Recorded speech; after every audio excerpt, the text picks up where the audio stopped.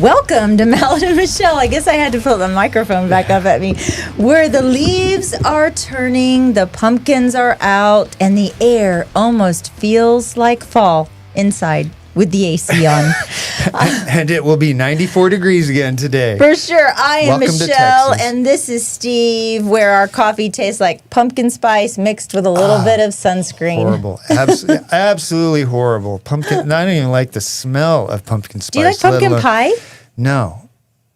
No. It should not be a pie. Do you like sweet potato pie? No. Neither one of those should be pie. Do you like pie? Apple, blueberry, cherry. Do you like pecan pie? Pecan. Oh, this is every year. Pecan pie. This is where you can tell the Texans from the non-Texans right here. Pecan pie. I'm gonna pray for you. Is what I'm gonna do. I am super excited today. We have a very special guest. We've been working on this for a while. And my lovely, wonderful sister, who's my younger sister, Donna Mallett Brown, is going to join us from California. She's going to call in, and we're going to have her on. I'm a little nervous and excited at the same time. We have been working really hard over the last couple of months with some. You wouldn't think it would be that hard with just having someone call in, but there's a whole setup that we have to do. Oh yeah, we have Instagram, we have YouTube, we have the podcast, the audio podcast that we put on Spotify. We have and somebody Apple that Podcasts. keeps messing around with all of our. God, yeah. I actually, yesterday when we were playing around with all this audio, I whispered to you, I said, remember when we used to do real estate? I said I did 2 things in real estate today. No, yeah. Some days the podcast takes up a lot more of our time, but we are still full-time real estate agents. So we're going to get Donna in here in a little while, but we've got to thank our sponsors. We do. And I'm just going to say that we could not do what we do without our sponsors. Thank you so much. Yes, thank you. Deep Eddy Tasting Room. Every day is a weekend at the Deep Eddy Vodka Tasting Room. How about And they don't have pumpkin spice vodka. You know what? I bet you they will have some sort of pumpkin. Please don't, Deep Pumpkin Eddy. something. Please don't. The peach. Peach is okay, yes, but no pumpkin spice. You're such a party pooper. I bet you drink your coffee black. I do. I bet you drink your blackie coffee. All right. Jovi, Belterra. Life after 55 just got more fun at Jovi Belterra. I think you and I both need coffee. I know. I'm okay. Come on, wake up, Michelle. I need Come some on, coffee. you can do it. I need some coffee. How about South Star Bank? Big Banking is jealous of how South Star Bank takes better care of its customers than they do. And the fine people at Mallett Integrity Team. She means us, folks. We'll guide you through the biggest financial transaction of your life with the expertise to make sure it's done right. That's right. Every time. Real estate done right. Real estate done right. That's been my tagline for a long time. And one of my friends who's kind of liberal said, I'll just go real estate done left.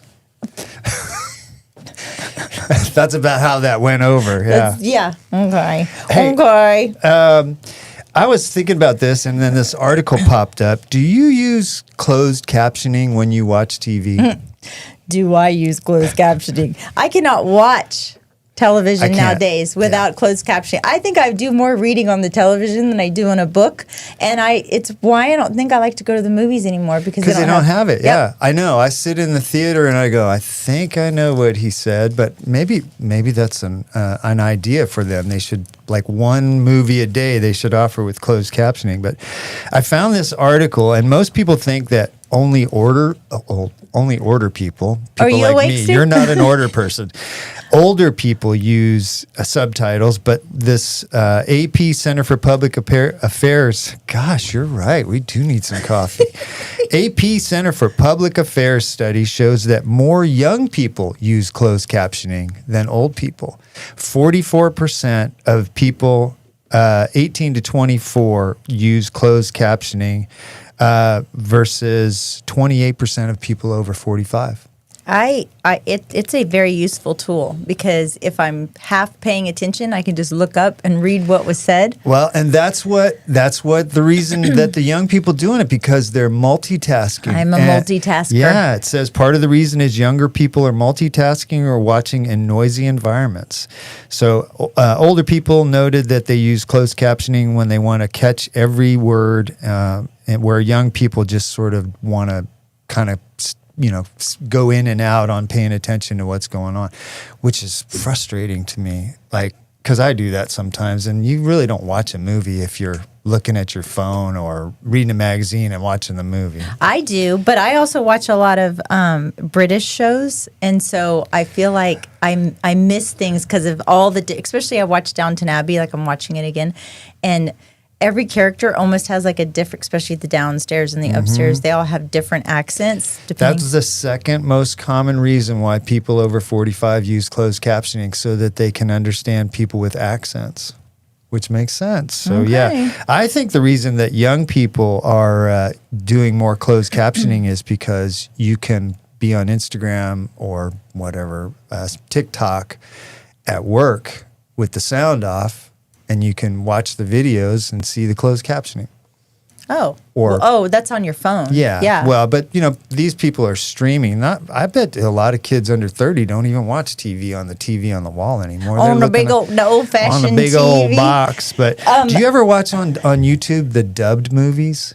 They're like filmed in Spain, but they...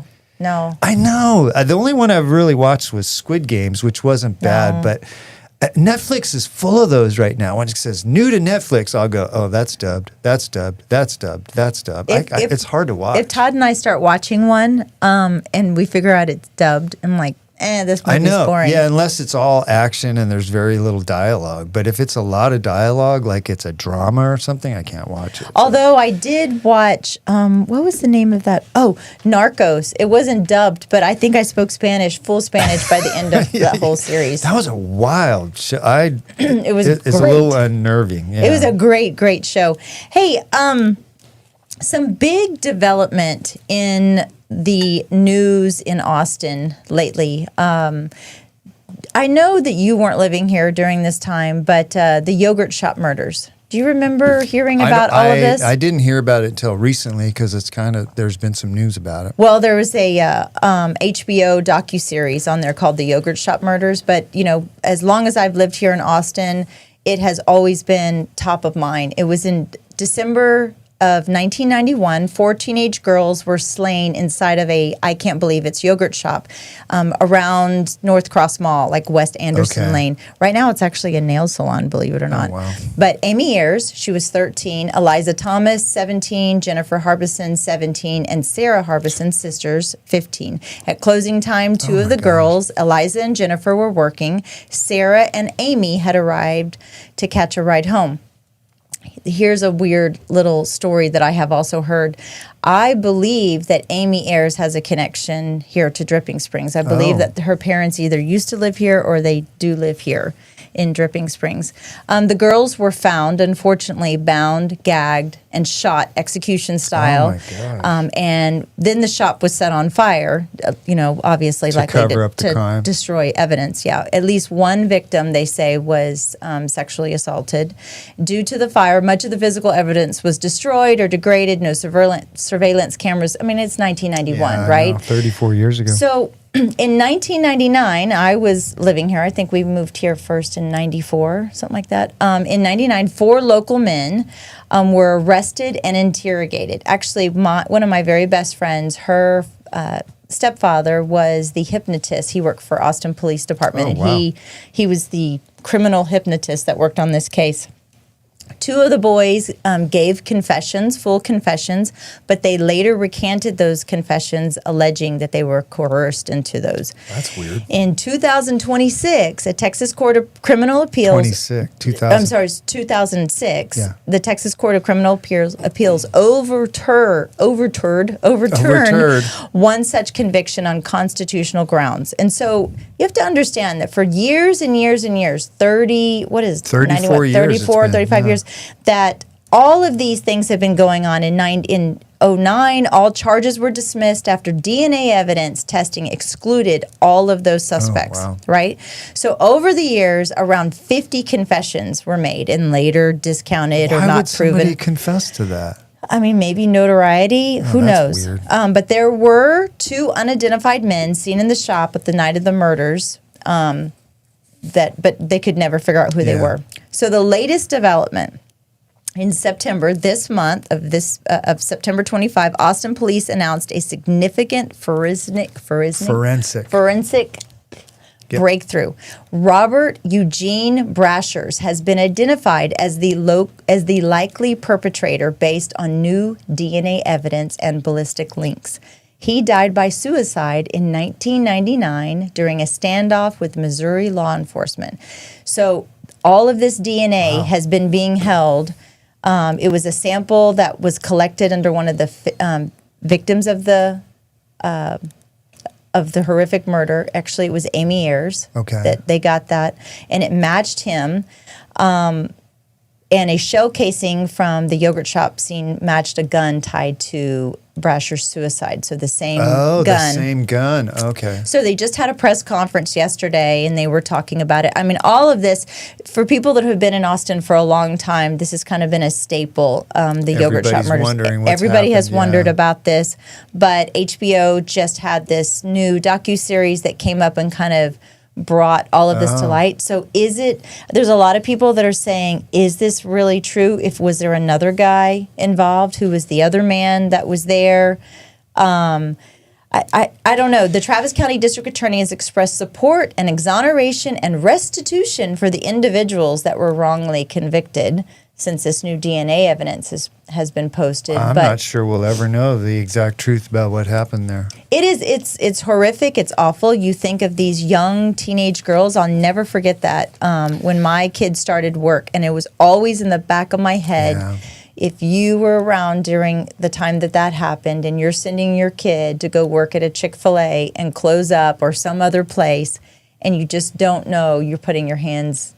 your whole life in someone else's hands. I can't even imagine what the families went through. Their kids, they lost their kids. I hope that in the most horrible way. The horrific, horrible way. 30 some odd, almost 40 years without having any type of closure. And I hope that this brings them some sort of peace and closure to this. But wow, that's a long time. And apparently, this guy, the serial killer, the Robert Eugene Brashers, apparently was kind of a serial killer. Yeah, sounds like a bad guy. Very bad guy. Yeah, through his whole life.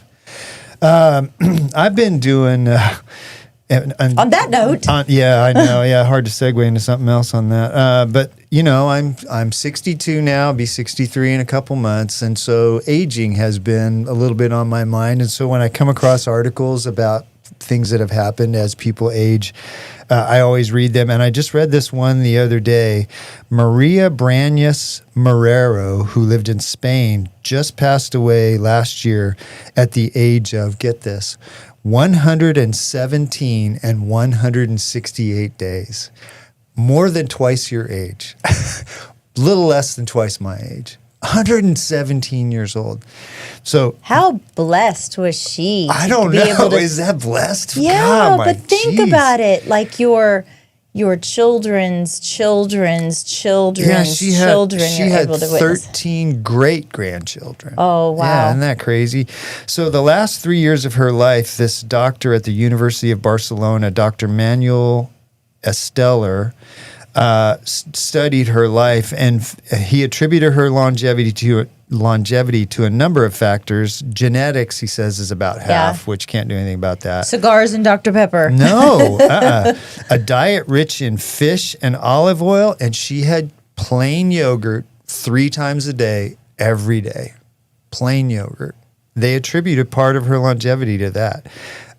They said that the yogurt contributes to good gut bacteria, and just plain yogurt is the one you want to have. But she was born in 1907 in San Francisco before she moved back to Spain. 1907. She's gone through 2 world wars, Korea, Vietnam, 2 pandemics, the Great Depression. She went through all of that. Oh, wow. I mean, wild. Bad Bunny at the Super Bowl. Oh, I know. Yeah. Right. She's lived through. She's like, I can't do it anymore. That's it. Take me I'm home, out. Jesus. Take me home, Lord. Take me home. Yeah. Well, anyway, this Dr. Esteller says that aging and extreme longevity are highly individualized. So even if you live your best life and take care of all the things that you can, chances are you're not going to live to be 117. Okay. I got one. I got no, a little wait, bit I more. wanted to ask you a quick question. So if you and I lived to 117 in the future, now we have two podcasters that are talking about us, and they had to say she lived off a diet of, what would you say? Oh my gosh. Pretzels, iced tea, beef jerky, and carne asada. Carne asada? No, is that what you get? Tacos. Oh, yeah, carne asada. Carne sometimes. asada tacos. And then yeah. I would say he lived off a steady diet of carrots. Yes. Occasional Hershey's Kisses when he's not when he's, for a while. Yeah, when he's at the end of October, he could have Hershey's Yeah. Kisses and chicken fajita tacos. This is true. This is true. But I don't think we're going to live to be 117. I'm not sure I want to. But anyway, I would rather have a little bit shorter life that just goes.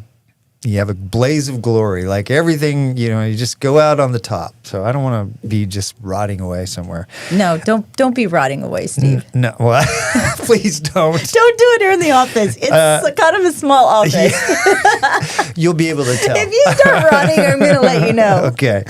The other little story I had is 80-year-old Kellen Berger just completed the 2,200-mile Appalachian Trail hike and became the oldest person to do so at 80 years old. She's a woman. That is so neat. Okay, but there's a caveat. What's that?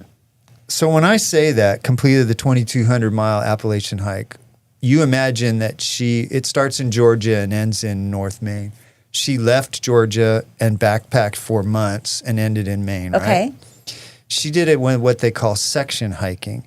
She would go out and hike 100 miles and then go home for a couple months and then go back and hike 100 miles and then go home for a month or two. It took her 3 years to do it. She's 80 years old, Mallett. I don't care. I think she cheated. Mallett, she's 80 years old. She cheated, Michelle. She cheated. Don't we have a client that's getting ready to do some, who are they? Dick, isn't he going hiking or something? He's going to Antarctica. Antarctica. They're like 80 years old. Yes. They're taking a cruise to Antarctica. Yeah, they're going to go play around on the ice. Okay. And Dorothy's in a wheelchair, and they're going to take Steve, her out on the ice. When you're 80 years old, when you're 80 years old, and when you tell me that I'm going to go hike the Appalachian Mountain, and you take a couple of months break because, I don't know. 6 months. I've already planned it out. Your bones are tired. It's going to take me 6 months. I'm going to call you a cheater. I'm going to stand at the end. I'm either going to do it all in one shot. Holly and I are going to do it all in one shot, or I'm not doing it at all. I'm not going to do it as a section hiker. But Famous last words. Yeah, right. I came across this quote from Dick Van Dyke, who is still alive, by the way. He will be 100 years old on December 13th this year.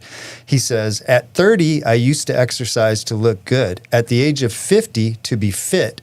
At 70, not to be padded in a bed. At 80, to be able to live without assistance. Now at 99, I do it out of pure defiance. Spite. Out of spite. Like, damn it, I'm just going to do it. He looks pretty good, doesn't he? He's one of my favorite actors in the whole world. I think he's a great actually guy. one of my favorite movies, Mary Poppins and Wizard of Oz, which, by the way, I just want to let everybody out there, if you have an opportunity to go see The Wizard of Oz at the Sphere in Vegas, go do it. It was like a movie. Did you not get sick? No, I have seen that movie hundreds of times, literally hundreds of times. And sitting there, it was like seeing it for the first time. Really? All over again. It was amazing. And I just had this smile from ear to ear. Like a little kid. I was just like, oh my gosh, it was so cool. And like flying monkeys fly around and these apples drop and I fought the guy next to me for an apple. I came out victorious. What kind of apples were they? Little foam apples? They're little foam apples, but they drop from the sky, Wow. which was really cool. So yeah, that was a really, really neat What'd that experience. cost you? Actually, it wasn't that bad. I think the tickets were like $110 a piece. Yeah. They weren't bad. Now, That's not bad. concerts are like $400 or $500 a piece. But yeah. but yeah. Anyways, speaking of torture, God, this is like a barrel of laughs today. I guess we're welcoming in Halloween. Yeah, Todd Lewis. I know you're watching. Hey, Todd. Buying a new car at any time. So fun. It's not fun with Todd Lewis. It is not fun. My process is I've been researching for weeks. Actually, for the last year, I kind of knew what I wanted. I knew when that Lexus TX came out. I was pretty sure, and I was kind of going between the GX and the Sequoia, the Toyota Sequoia. I was going back and forth, but I've resigned to the TX. I have researched. I know the model. I know the color, interior and exterior. All the options. All the options that are important to me.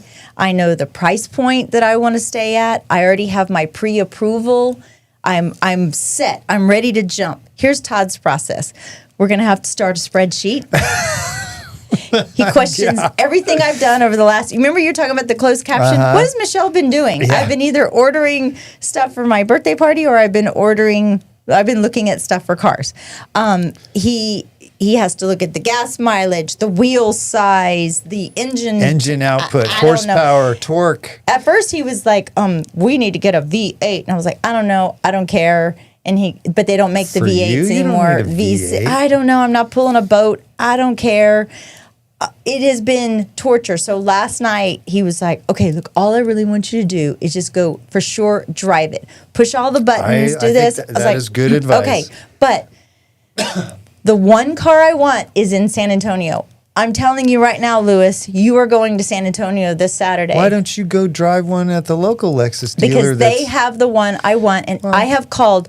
It doesn't have to. You can go test drive one. Yeah. That's a gray one. But wait a minute. I have called El Paso. I've talked to the El Paso. I've talked to Dallas. I've talked to Houston. I've talked to San Antonio. I've talked to Austin. Nobody has this color with interior, exterior, with the price point that I want.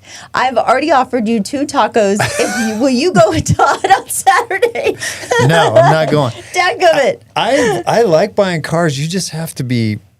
Well, first of all, the situation you're in is not good because you have the exact car you want. And when you walk in the dealer, if they start feeling and smelling that this is the one she really wants, you're going to pay what they want. Well, you need to be able to walk in there and go, look, this is all I'm paying you for this car. And if they won't do it, you need to walk out. That's the way you got to do it. Shut up, Mallett. Well, ultimately, it's pretty easy. Todd, at the very end of the evening, Todd last night said, "Whatever you want to do, honey." You got him. Whatever. Well, no, we'll still go test drive, but we're going to go to San Antonio because I for sure want to make sure that I want that interior. The interior is called birch, and it's kind of a white, creamy. Yeah. And I want to make sure that's the one. I think that's good advice, but I have it all. The bargaining part is the part I like. I like the negotiation. I hate that. They always try and get you to you go in there and you want to talk to them about the overall price, and they want to talk to you about the payments because then they can get a little bit more money out of you by talking about. Well, tell us what your maximum payment. Well, guess what? They don't have to because I already went to Navy Federal Credit Union, and I already got pre-approved, so they can suck it. Well, you just tell them the price out the door. That's what you want to do. For those listening, you just go in.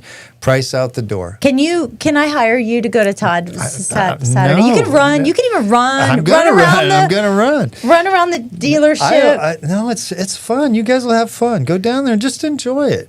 I'm already having a aneurysm right now. It's starting. I can feel it coming up. Just go down there, test drive it. Don't say anything like, "Oh, this is the one. Oh, I really like it." It's just like buying a house. You don't show your cards. I know, but look at me. I am like all about my cards showing all the time.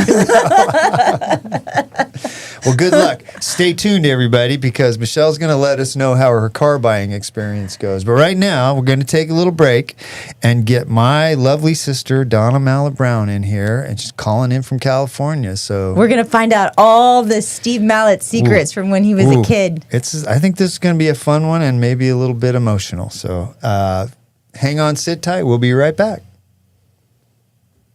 All right, 24 minutes. Ha ha, Todd. Steve's going, ow! Steve's going.